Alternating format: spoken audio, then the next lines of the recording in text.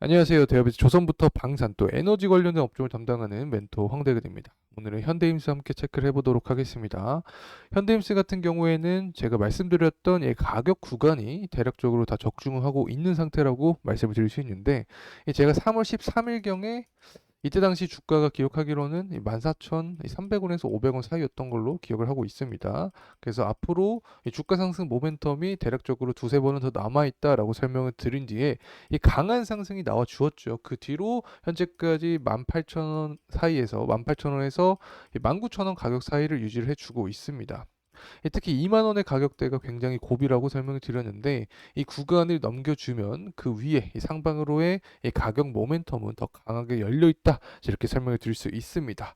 자, 그래서 금일 시간에는 결국에 2만 원을 언제 돌파할 수 있는지, 이런 중요한 수급 포인트가 언제 될 수 있는지 이야기를 해보도록 하고, 이 결국에는 현대입스 같은 경우에는 조선 업황과 함께 주가가 상승하기 때문에 이 지표를 살펴봐야 됩니다. 이 지표 자체가 현재 모두 강하게 나와 있기 때문에 향후 주가 상승 모멘텀에 대해서 조금 더 힘이 실린 상태다라고 설명을 드릴 수 있습니다.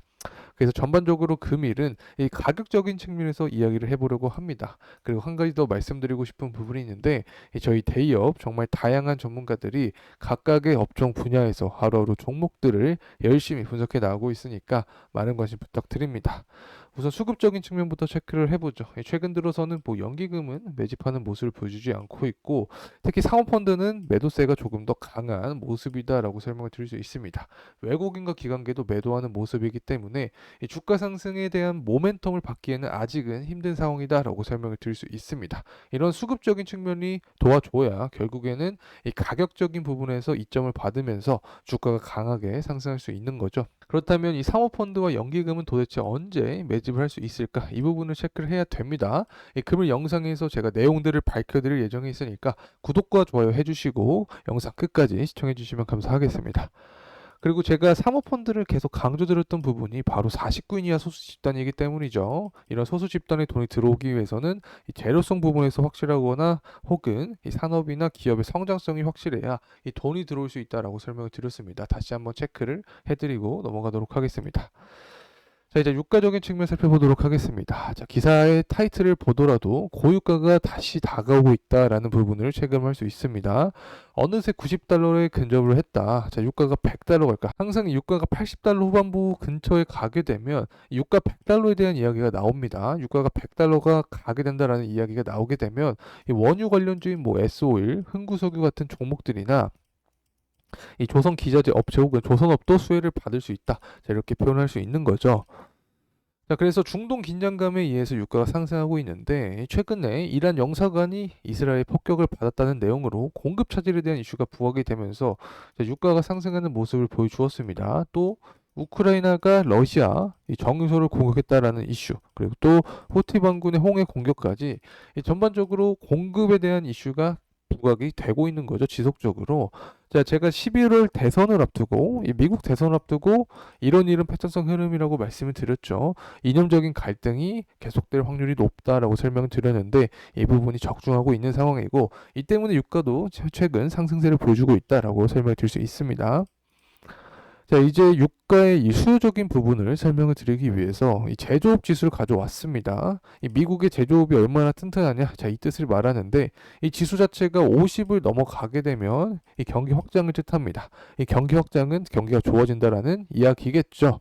정말 오랜만에 이 지수가 50을 넘었기 때문에 이제는 경기 침체를 생각할 필요가 없다라고도 해석이 가능합니다. 자, 그렇다면 이 부분이 유가와는 또 어떻게 연관성이 있냐? 이 제조업 경기가 좋으면 더 많은 기름이 필요하겠죠. 그러면 원유에 대한 수요가 상승을 하고, 수요가 증가하니까 석유 가격도 증가할 수밖에 없게 됩니다.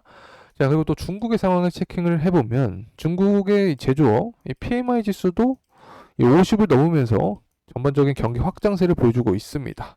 그래서 중국에 대한 수요도 증가를 하면서 전반적인 원유 수요가 이 상승세를 보여주고 있다. 자, 이렇게 말씀을 드리고, 이 공급은 차질이 생기는데 수요가 증가를 하니까 유가는 계속해서 상방에 대한 모멘텀이 더 강하게 흐르고 있다. 이 금일 같은 경우, 전일 같은 경우도 유가가 상승하고 있고, 24년 전반적인 동향을 체크를 해볼 때도 초부터 계속해서 상승하고 있죠. 제가 23년부터 이 조선업에 대한 분석을 진행을 하고 있는데 저의 입장은 사실 동일했습니다. 유가는 이 상승 기조가 더 강할 것이다. 수급적인 측면이 타이트해지고 이 수요가 증가하면 상승할 것이다라고 설명을 드렸는데 이 부분이 현재 포인트로 작용을 하고 있습니다.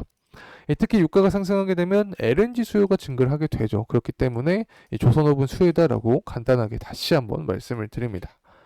이 성과지수 측면을 살펴보려고 하는데 신조 성과지수는 24년 2월까지 계속해서 상승하는 모습을 보여주고 있습니다. 자, 이에 대해서는 선별 수주가 좀 중요하게 작용을 한 거죠. 고수익을 뽑을 수 있는 선박만 수주를 하겠다. 그래서 성과지수가 계속해서 상승을 하고 있는 모습이고 특히 최근에 조선사들을 보게 되면 도크가 꽉 차 있습니다. 이 조선업들의 업황이 굉장히 좋았기 때문에 도크가 꽉 차 있던 상태다. 그래서 이러한 상황에서 이 신규 선박보다는 중고 선박에 눈을 돌릴 수밖에 없게 되었고 이 수요가 증가하니까 중고 성과 지수도 상승하는 모습을 보여주었다. 자, 제가 어떤 말씀을 드렸었죠? 중고 성과 지수가 상승하면 결국에 이 신조 성과 지수 상승까지 유발하게 된다라고 설명을 드렸기 때문에 어쨌든 성과 지수 측면에서 봤을 때도 좋은 흐름세를 보여주고 있다. 이렇게 말씀을 드립니다. 자, 이제 원달러 환율입니다. 사실 조선 기자재 업체들 중에서 또 하이로코리아라는 기업이 있습니다. 영업이익이 잘 나왔습니다. 자, 이러한 이면의 이야기를 살펴봤을 때는 결국에 환율과 연관이 되어 있었습니다. 자, 환율이 상승하게 되면 수출 기업에게는 더 호재로 작용을 할 수 있는 거죠. 특히 이 조선업과 조선 기재재 업체들에게는 환율이 상승하면 유리하게 작용한다라고 제가 말씀을 드렸습니다. 하지만 국내 증시에는 악영향을 줍니다. 왜냐하면 환율은 달러 가치이기 때문에 이 달러 가치가 상승하면 국내 증시, 뭐 코스피나 코스닥에서 이 자금이 이탈을 할 수 있는 거죠. 자, 그래서 어쨌든 이 현대힘스에는 환율이 상승하는 국면은 결국에 주가의 긍정적인 흐름세로 작용이 될 수 있다. 이렇게 말씀을 드립니다. 이제 철광석 가격에 대해서 이야기를 해보려고 합니다. 이 철광석 가격 같은 경우에는 이 호판 가격에 영향을 미치죠. 호판 가격은 이 선박 제조 원가의 20%에서 30%를 차지하고 있기 때문에 이 철광석 가격이 하락하면 호판 가격 하락, 그리고 이 제조 원가 하락, 그러면 이 비용이 하락하니까 수익성은 증가할 수 있게 되는 거죠. 사실 23년 하반기 같은 경우에도 후판 가격 협상이 진행이 됐었습니다. 당시에 철광석 가격이 반등해줬던 모습이었는데 현지와 비교하면 40%가량 상승했던 모습이었죠. 자, 이러한 순간에서도 후판 가격을 유리하게 조선사가 이끌어 갔었습니다. 당시에 중국산 수입산 물량이 증가를 했고 또 일본의 엔지 현상으로 인해서 이 퀄리티 높은 호판을 또 살 수 있었습니다. 그래서 전반적으로 조선사 입장에서는 긍정적으로 끌고 갔다. 그럼 결국에 24년 상반기 올해가 중요한 거겠죠. 자, 올해 같은 경우는 어떻게 될 것인가? 제가 개인적으로 생각했을 때는 철광석 가격이 더 하락을 했기 때문에 다시 한번 조선사가 조금 유리하게 끌고 갈 수 있지 않을까 개인적인 말씀을 드립니다. 자, 그래서 이러한 상반기 흐름세를 우리가 후반 가격 흐름세를 살펴봐야 되는데 이러한 동향은 제가 영상을 통해서 또 계속해서 추적을 해드릴 테니까 구독과 좋아요 부탁드리고 꾸준히 영상 시청해 주시면 감사하겠습니다. 이제 볼티모어 다리에 대해서 이야기를 하는데 지난 영상에서도 설명을 드렸었죠. 이 최근에 조선업과 기자재의 주가 하방 모멘텀으로 작용했다. 자, 이렇게 말씀을 드릴 수 있는데 사실 그렇게 강한 악재로 작용하기는 힘들다라고 설명을 드렸습니다.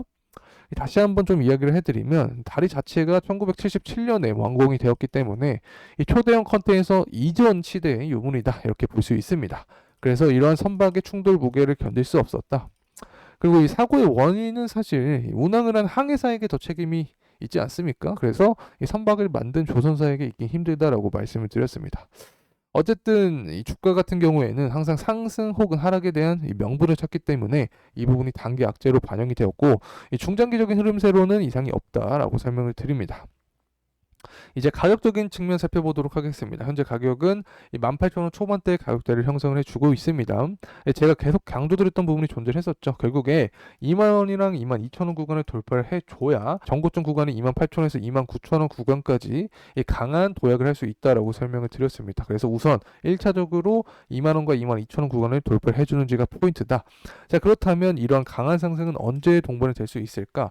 이 정치적인 이슈와 후판 가격 협상, 자, 겹치는 시기가 존재합니다. 바로 5월부터 7월입니다. 이 공화당 전당대회가 7월, 또 민주당 전당대회가 8월인데 이런 전당대회가 있으면 항상 지지율을 끌어올리기 위한 노력을 합니다. 최근에 이 미국이 중국을 제재한다, 특히 조선업을 제재한다는 이슈로 이 반사이익 관점에서 한국 조선사들의 주가가 상승을 했습니다. 자, 이런 부분이 단기적으로 끝날 그런 재료는 아니라고 저는 생각을 합니다. 그래서 이 정치적인 시기와 엮이면서 다시 한번 5월부터 7일경에 이 미국이 중국을 제재한다는 이슈가 나온다. 자, 그리고 여기에 더해서 후판 가격 협상을 유리하게 이끈다. 자, 이렇게 두 가지 측면이 반영이 되면 현대임스 같은 경우도 주가가 강한 상승 포인트로 작용이 될 수 있지 않을까 생각합니다. 자, 이상으로 현대임스에 대한 영상 마무리하겠습니다. 그러면 영상이 도움이 되셨다면 구독과 좋아요 부탁드리겠습니다. 감사합니다.